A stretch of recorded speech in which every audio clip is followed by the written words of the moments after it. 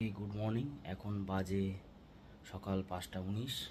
আমি full ready হয়ে গেছি, সব আমার ব্যাগ রেডি। আমি বেরিয়ে পড়লাম, বেরোচ্ছি পুরীর উদ্দেশ্যে। কতটা কি যাবো জানি না, আর টার্গেট তো পুরীই আছে। যদি আজকে পৌঁছতে পারি তাহলে খুবই ভালো হবে। তো আর দেরি না করে বেরিয়ে পড়লাম। আমার ব্ল্যাক বিস্টও রেডি।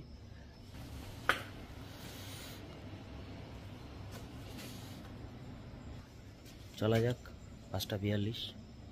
ওকে, আমি 103 কিলোমিটার চালিয়ে নিলাম। চালিয়ে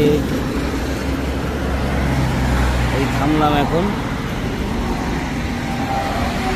আমার গাড়ি টোটাল চলেছে 21,144 কিলোমিটার।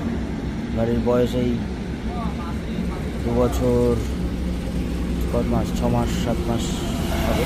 তো এখন একটু চা খাবো। চাটা খেয়ে 5 মিনিট টাইম নিয়েছি, আবার রওনা দেবো। তো জয় জগন্নাথ।